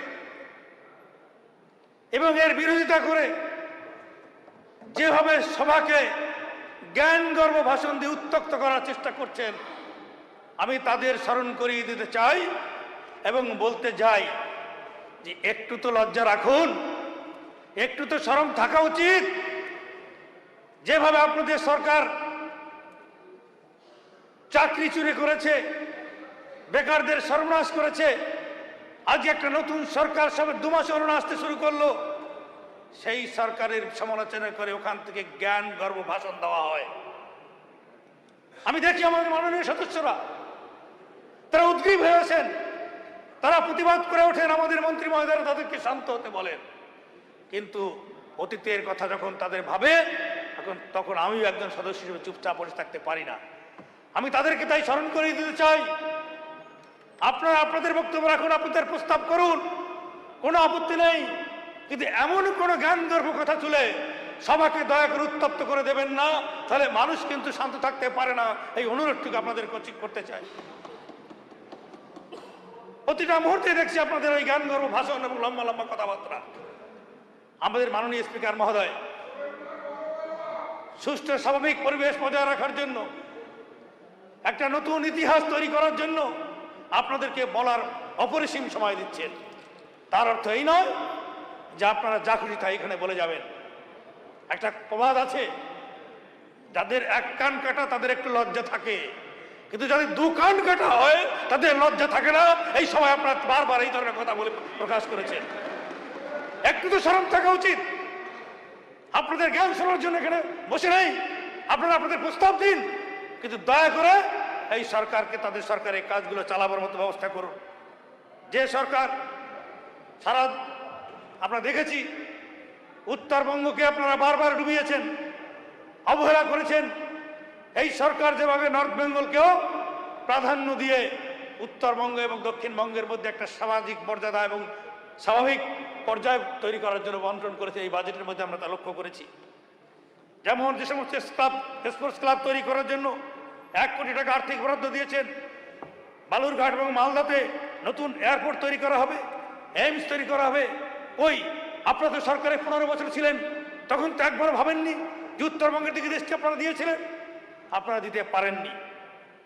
যেভাবে ডিএ নিয়ে আপনারা চিনিমিনি খেলেছেন, এই সরকার ক্ষমতায় এসে অনেকেই তামাশা দেখার চেষ্টা করেছিলেন, ভেবেছিলেন এইসব বড় বড় বুলি আঁকড়ে বোধ হয় বর্ধিত না, কিন্তু সরকার প্রমাণ করে দিল সরকারি কর্মীদের 20% বর্ধিত করে 20% থেকে 38% করা হলো এবং 1 অক্টোবর 2026 থেকে এটা কার্যকর হবে। প্রমাণ করে দিয়েছে একটা সরকারের ইচ্ছা এবং তাদের ইচ্ছা যে মানুষের সরকার তৈরি হয়েছে, সেই সরকার আগামী দিনে মানুষের স্বার্থেই কাজ করবে। যেভাবে প্রত্যেকটি ক্ষেত্রে সাংস্কৃতিক কলেজ, বিশ্ববিদ্যালয়ের উন্নয়ন এবং সংস্কৃত ভাষার সংরক্ষণ প্রচারের জন্য 50 কোটি টাকা বরাদ্দ করেছেন। আপনারা কখনো ভাবেননি, চিন্তাও করেননি যে একটা সংস্কৃত ভাষাকে প্রসিদ্ধ করার জন্য একটা সরকারের দৃষ্টিভঙ্গি থাকতে পারে। আজকে এই সরকার সেই চিন্তাও করেছেন। 12টি শহরে ভূগর্ভস্থ বিদ্যুৎ কেবল স্থাপনের প্রকল্প চালু করার জন্য প্রস্তাব রেখেছেন এবং বাজেট পাস করেছেন। দুর্গাপুর, আসানসোল, শিলিগুড়ি, জলপাইগুড়িতে মেট্রো সংযোগ চালু করার জন্য আমরা টেকনো ইকোনমিক সমীক্ষা করেছি এবং সেখানেও সমীক্ষার জন্য বাজেট বরাদ্দ পাস করা হয়েছে। সুন্দরবন অঞ্চলে যেটির মাধ্যমে যোগাযোগ ব্যবস্থা উন্নত করতে 100 কোটি টাকা বরাদ্দ হয়েছে। রাজ্য সরকারের সম্মতির ভিত্তিতে digital India land records coordination মাননীয় সদস্য, আপনার আধার সময় সেবা শেষ চালু হয়ে গেছে। করেছে। তাই আমি এই সরকারের মাননীয় অর্থমন্ত্রী এবং মাননীয় মুখ্যমন্ত্রীকে আমি ধন্যবাদ দিতে চাই এবং এই সরকার যেভাবে রেকর্ড সময়ে একটা বাজেট পেশ করে দৃষ্টান্ত স্থাপন করেছেন বাংলার মানুষের আশা আকাঙ্ক্ষার এই বাজেট আগামী দিনে এই সরকারকে নতুন পথ দেখাবে, পশ্চিমবাংলার বুকে এক নতুন ইতিহাস তৈরি হবে। এই আশা রেখে উপস্থিত সবাইকে আমার অভিনন্দন। মাননীয় সদস্য শ্রী অরিজিৎ বক্সি, আপনার সময় 8 মিনিট।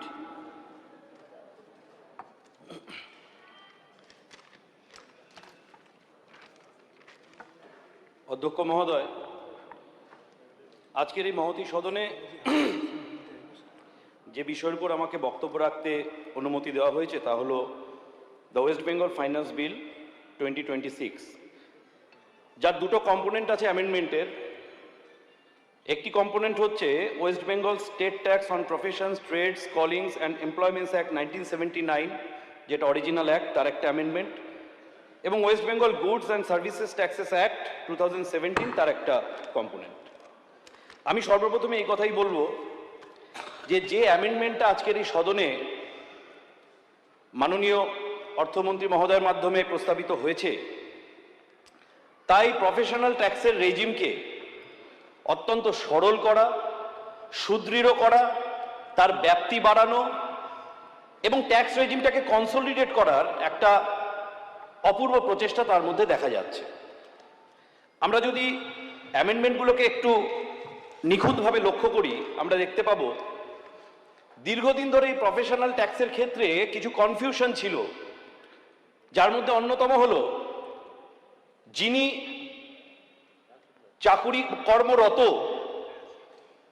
স্যালারি পাচ্ছেন, মাইনে পাচ্ছেন কোথাও কাজ করে, তার যিনি এমপ্লয়ার, তার হেড অফিসটা যদি পশ্চিমবঙ্গের বাইরে কোথাও হয়, তাহলে সেক্ষেত্রে তার কাছ থেকে ট্যাক্স কিভাবে নেওয়া যাবে সেটা নিয়ে দীর্ঘদিনের একটা কনফিউশন আজকের এই অ্যামেন্ডমেন্ট বিলের মাধ্যমে সেটাকে অপসারণ করে খুব স্পষ্টভাবে পশ্চিমবঙ্গ বা তার যে কোনো জায়গায় ভারতবর্ষের যদি এমপ্লয়ারের হেডকোয়ার্টার বা রেজিস্টার্ড অফিস হয়, তা সত্ত্বেও যদি পশ্চিমবঙ্গে তিনি চাকুরিজীবী হন, তার কাছ থেকে প্রফেশনাল ট্যাক্স পশ্চিমবঙ্গ সরকার আদায় করতে পারবে। এটা অত্যন্ত সাধু এবং মহৎ উদ্যোগ।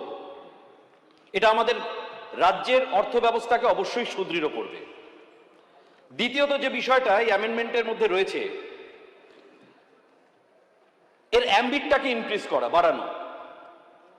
যে কোনো পেশা, বাণিজ্য, বৃত্তি বা কর্মসংস্থানে রত ব্যক্তিদের এর আগে আমরা যদি এই অরিজিনাল অ্যাক্টটা দেখি প্রফেশনাল ট্যাক্সের, তার শিডিউলে বর্ণনা করা ছিল যে কে কোন ধরনের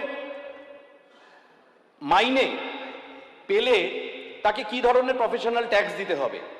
আমাদের মাথায় রাখতে হবে এই অরিজিনাল অ্যাক্টটা 1779 সালের, এবং তারপরে এত বছর, এত দশক, এত যুগ কেটে গেছে, কিন্তু কিছুদিন আগে পর্যন্ত সেই পুরনো শিডিউল অনুযায়ী এই প্রফেশনাল ট্যাক্স চার্জ করা হচ্ছিল।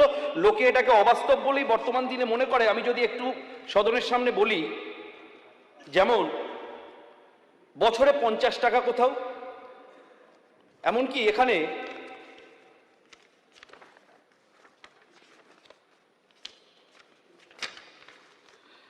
মাসে 2 টাকা, মাসে 4 টাকা, মাসে 6 টাকা ইত্যাদি এই ধরনেরও প্রভিশন ছিল। আরো যেটা অদ্ভুত ব্যাপার ছিল, যেটাকে এই অ্যাক্টের অ্যামেন্ডমেন্টের মাধ্যমে সুসংহত করা হয়েছে, তা হলো কর ফাঁকি দেবার ব্যবস্থাটাকে বা বিষয়টাকে বন্ধ করা। এতদিন পর্যন্ত যিনি এমপ্লয়ার ছিলেন, সাধারণত প্রফেশনাল ট্যাক্স তার স্যালারিড এমপ্লয়ির মাইনে থেকে ডিডাক্ট করে তিনি সরকারকে দিতেন। অধিকাংশ ক্ষেত্রেই সরকারের পক্ষে যিনি এমপ্লয়ার, তিনি কতজন মানব সম্পদ, কত সংখ্যক ব্যবহার করছেন বা সরবরাহ করছেন, সেটা জানার খুব একটা সহজ উপায় ছিল না। কিন্তু এই অ্যামেন্ডমেন্টের মাধ্যমে যখন কোনো এমপ্লয়ার এই প্রফেশনাল ট্যাক্স তার এমপ্লয়ের কাছ থেকে ডিডাক্ট করে সরকারের ঘরে পাঠাবে, ওই রিটার্নের মধ্যে তাকে উল্লেখ করতে হবে যে তিনি কতজন মানব সম্পদকে সরবরাহ করেছেন বা ব্যবহার করেছেন তার ফেসিলিটি রান করাবার জন্য। এটাও একটা অত্যন্ত সাধু উদ্যোগ। তৃতীয় যে ব্যাপারটা অবশ্যই উল্লেখ করতে হয়, সম্মানীয় প্রসূনবাবু উল্লেখ করেছেন, এবং এর একটা লিগ্যাল র্যামিফিকেশনও আছে, নন ক্রিমিনালাইজেশন। অর্থাৎ কেউ ট্যাক্স ফাঁকি দিয়ে ফেলেছে, প্রফেশনাল ট্যাক্স ফাঁকি দিয়ে ফেলেছে, হয়তো সে ইচ্ছাকৃতভাবে দেয়নি, না জেনে না বুঝে ফাঁকি দিয়ে ফেলেছে, সে দিতে চায়, কিন্তু সেই সময়ের আইন এমনই ছিল যে এই ধরনের অনিচ্ছাকৃত ভুলকে সেটাকে কিন্তু ক্রিমিনাল অফেন্স হিসাবেই ট্রিট করেছিল এই আইন এতদিন পর্যন্ত। আমি মাননীয় অর্থমন্ত্রীকে অসংখ্য সাধুবাদ জানাই যে এই ধরনের ভুলভ্রান্তিকে তিনি যে নন ক্রিমিনালাইজেশন করেছেন এবং বাস্তবচকি ফাইনের অ্যামাউন্টের মাধ্যমে সেই অপরাধ থেকে বেরিয়ে আসার পথ এই এক অ্যামেন্ডমেন্টের মাধ্যমে দিয়েছেন। এর জন্য আমি মাননীয় অর্থমন্ত্রীকে সাধুবাদ জানাই। চতুর্থ যে বিষয়টা এখানে অবশ্যই বলা দরকার,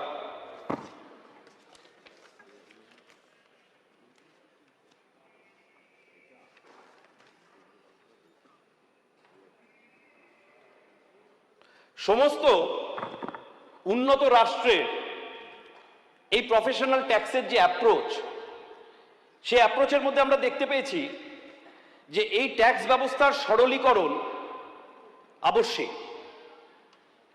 এই প্রফেশনাল ট্যাক্সের আওতার মধ্যে যাদেরকে এই অ্যাম্বিটের মধ্যে নিয়ে আসা হয়েছে, তাতে সমস্ত রকম বৃত্তি যেগুলো এতদিন এখানে অ্যাপ্লিকেবল ছিল না, সমস্ত রকম পেশা যাদেরকে এই ট্যাক্সের আওতায় আনা হয়নি, সমস্ত রকম উদ্যোগ যাদেরকে এই ট্যাক্সের আওতায় সঠিকভাবে নিয়ে আসা সম্ভব ছিল না, সেটাও এই অ্যামেন্ডমেন্টের মাধ্যমে কিন্তু করা হয়েছে।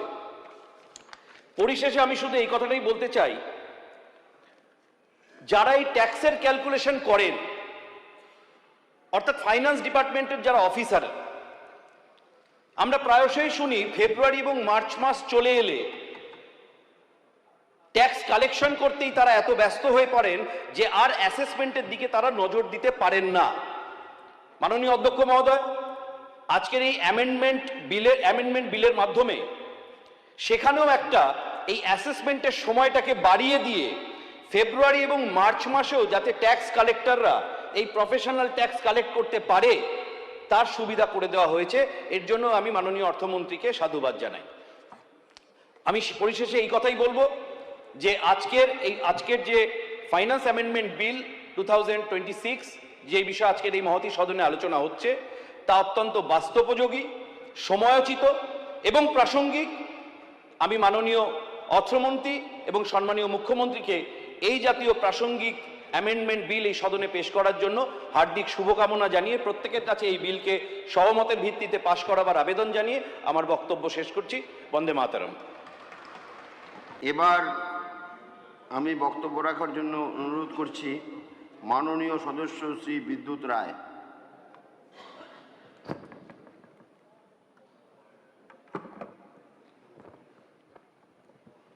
মাননীয় স্পিকার, মাননীয় মন্ত্রীবর্গ এবং আমার সাথী বিধায়কগণ, আমি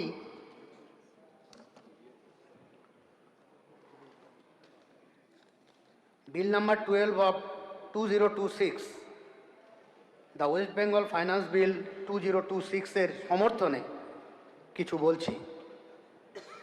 এই বিলের দুটো পার্ট বিস্তারিত আলোচনা করেছেন এর আগে তিনজন। West Bengal state tax on professions, trades, callings and employments act 1979 and the West Bengal goods and services tax act 2017।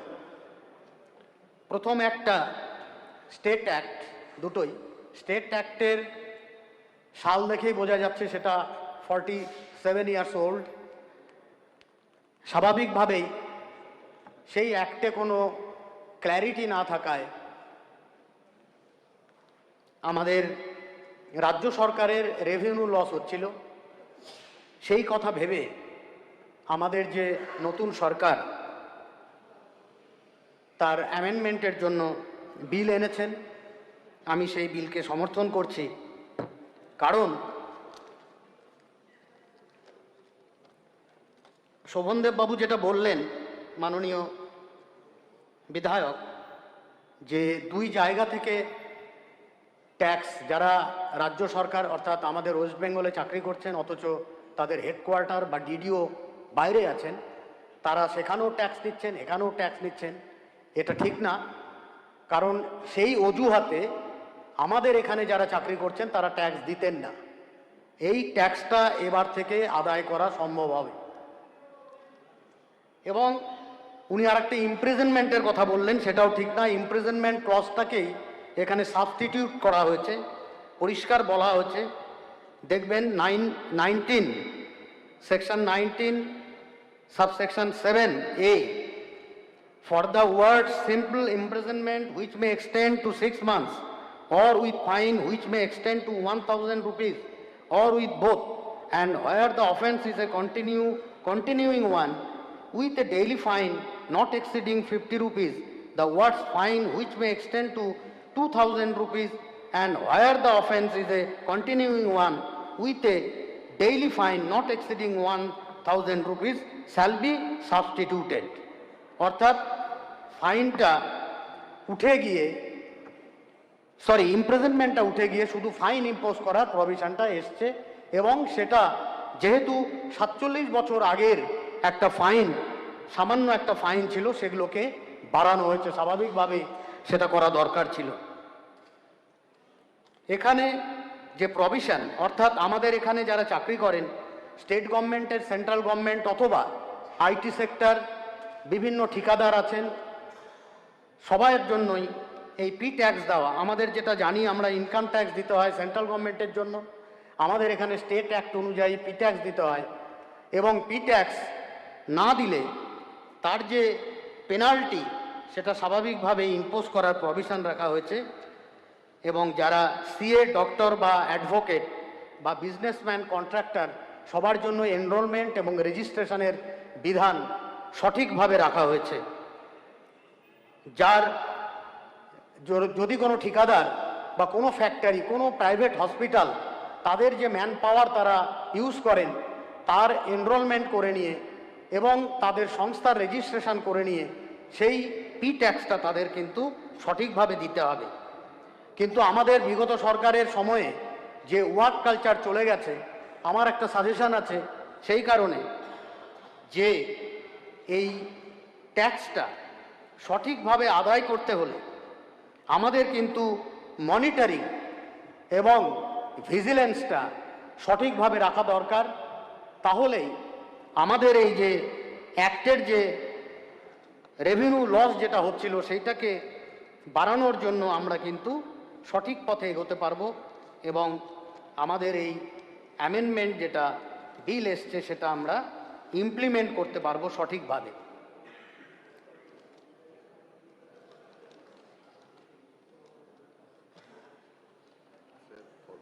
আমাদের এখানে আর একটা আইনের অ্যামেন্ডমেন্ট রাখা হয়েছে, West Bengal goods and services tax, অর্থাৎ স্টেট জিএসটি।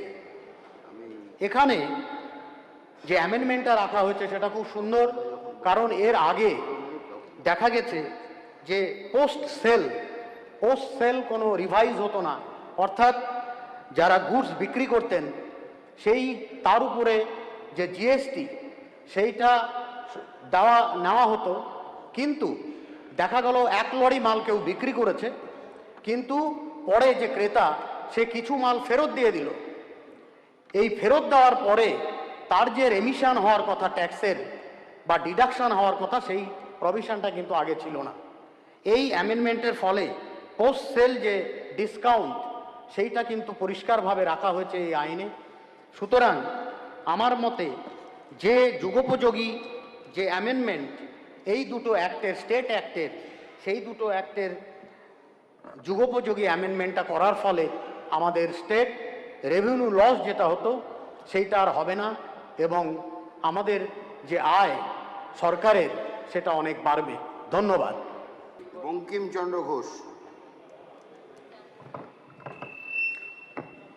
ধন্যবাদ স্যার।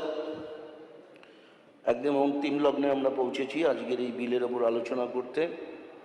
আমাদের পঞ্চায়েত দপ্তরের ভারপ্রাপ্ত 5 মন্ত্রী মিনিট আপনার সময়। শ্রদ্ধেয় দিলীপ ঘোষ মহাশয় 1973 অ্যাক্ট অনুযায়ী আজকে যে 15 নম্বর বিল এখানে উত্থাপন করেছেন, আমি সেই বিলকে আমার পূর্ণ সমর্থন জানিয়ে, আমার সময় খুব কম, আমি দু একটি কথা এখানে উত্থাপন করছি। আমার আগে প্রথমেই আমাদের এই হাউসে আমাদের higher education minister Shri Jagannath Chattopadhyay মহাশয়, তিনি এই বিল সম্পর্কে যা যা বলেছেন আমি সেই বিলের সাথে, তার বলার সাথে আমি সহমত পোষণ করছি। একদম টু দি পয়েন্ট তিনি সমস্ত বিষয় এখানে তুলে নিয়ে আসছেন। আমি যেটা বলছি, বিলের ওপরে যেটা বলা হয়েছে সেটা হচ্ছে যে মানে যেভাবে এখানে আসছে বিরোধীরা যেভাবে বলার চেষ্টা করছেন, যেটা বোধহয় প্রধানদের সমস্ত পাওয়ার সিজ করে নেওয়া হচ্ছে, বিলটাকে এরকমভাবেই আপনারা ব্যাখ্যা করছেন। আমি মনে করি এই বিলটাতে তা বলা নেই। এই বিলটাতে শুধু ফাইন্যান্সিয়াল পাওয়ারটাকে ট্রান্সফার করা হয়েছে, বাকি সমস্ত কিছু এক্সিকিউশন পঞ্চায়েতের প্রধানরা করতে পারবে, তারা প্ল্যানিং করতে পারবে, তারা মনিটর করতে পারবে, তারা মিটিং করতে পারবে। পঞ্চায়েত সমিতি এর ওপরে যে টায়ার, সেই টায়ারে যদি আমাদের বিডিও এক্সিকিউটিভ অফিসার হয়, পঞ্চায়েত সমিতির সভাপতি থাকে, তার যে বডি থাকে, তারা যেভাবে কাজ করে ঠিক পঞ্চায়েতও সেইভাবেই কাজ করবে। ফলে এটা মনে হয় একটা ভুল অপব্যাখ্যা দেওয়া হচ্ছে। ফলে বলবো যে সময়ের সাথে খুব সঙ্গতিপূর্ণ এই সিদ্ধান্ত নেওয়া হয়েছে। এখন ধরুন আমাদের ভারতবর্ষের প্রধানমন্ত্রী নরেন্দ্র মোদীজি তিনি বলেছেন যে আমরা দুর্নীতিমুক্ত ভারতবর্ষ চাই, স্বচ্ছ ভারতবর্ষ চাই। আমরা দেখেছি ৭৭ বছর কংগ্রেসের সময়কালের মধ্যে আমাদের দেশে যেভাবে দুর্নীতি আঁকড়ে বসেছিল, জিপ কেলেঙ্কারি দিয়ে শুরু হয়েছিল, তারপরে তো কেলেঙ্কারি শেষ ছিল না। আমাদের বোফোর্স কেলেঙ্কারির কথা আমরা জানি, কমনওয়েলথ গেমসের আমরা কথা জানি, আমরা আবাসন কেলেঙ্কারি জানি, কফিন কেলেঙ্কারি জানি, কেলেঙ্কারির পর কেলেঙ্কারি হয়েছে। কিন্তু আমাদের প্রধানমন্ত্রী তিনি রিয়েলাইজ করেছেন আমাদের দেশের অর্থনীতিকে যদি আমরা সুদৃঢ় করতে না পারি তাহলে দেশের কখনো অগ্রগতি ঘটবে না, দেশ কোনোদিন সমৃদ্ধ হবে না। সেই জন্য দুর্নীতিকে উপড়ে ফেলতে হবে, দুর্নীতিকে ধুয়ে মুছে দিতে হবে। সেই জন্যই তিনি বলেছেন मैं नहीं खाऊंगा हम किसी को खाने नहीं दूंगा। এই জন্যই বলেছেন। সেই জন্য সারা দেশ জুড়ে আজকে দেখবেন দুর্নীতির বিরুদ্ধে যে অভিযান চলছে, ইডি সিবিআই যেভাবে সারা দেশ জুড়ে অভিযান করছে, কোটি কোটি টাকা যে উদ্ধার করে নিয়ে আসছে। দুর্ভাগ্যের কথা আমাদের রাজ্যের হওয়ার কথা ছিল না, কিন্তু আমাদেরও রাজ্যের কয়েকজন এমপি এমএলএ মন্ত্রী দুর্নীতি দায় জেল কাটছেন, কারো খাটের তলায় 50 কোটি টাকাও পাওয়া গেছে। তো যাই হোক, আমি যেটা বলবো যে সেই জন্য আজকে এই যে বিকেন্দ্রীকরণ, বামফ্রন্ট গভর্নমেন্ট যখন বিলগুলো এনে এই অ্যামেন্ডমেন্টগুলো এনেছিল সেখানে বলেছিল ডিসেন্ট্রালাইজের কথা বলেছিল, কিন্তু যত দিন গেছে এই বিকেন্দ্রীকরণের পরিবর্তে আমরা দেখেছি এটা সেন্ট্রালাইজ হয়ে গেছে, কুক্ষিগত হয়ে গেছে। বামফ্রন্টের শেষের দিকে প্রথম দিকে ভালো চলেছিল, কিন্তু শেষের দিকে দেখা গেছে পঞ্চায়েতকে কেন্দ্র করে পঞ্চায়েতের কাজকর্ম, টাকা পয়সা সমস্ত কিছু ব্রাঞ্চ কমিটিতে ঠিক করতো, ব্রাঞ্চ সেক্রেটারি ঠিক করতো, তারপরে লোকাল কমিটিতে যেত, সেখান থেকে প্রধানের কাছে যেত। ফলে এটা রাজনীতিকরণ হয়ে গেছে। আর 15 বছর সময়কালে তো আমরা দেখলাম পুরো পঞ্চায়েতগুলো তৃণমূল একেবারে ঘিরে খেয়ে ফেলেছে, আর নিচ থেকে ওপর পর্যন্ত টাকা যেতে হবে। ওই যে বলেছিল না 100 ভাগের মধ্যে 25 তোমরা নাও আর 75 আমাদের দাও।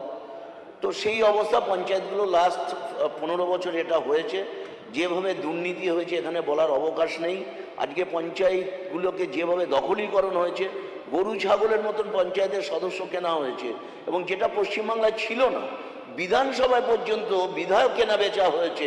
এই দৃষ্টান্ত আপনারা আমাদের পশ্চিমবাংলায় তৈরি করেছেন। ফলে আমাদের রাজ্যটাকে আপনারা রসাতলে পৌঁছে দিয়েছেন। একটা সরকার সদ্য এসেছে যার 75 দিন সময় হয়েছে। আপনারা দেখতে থাকুন, একটু সময় দিন।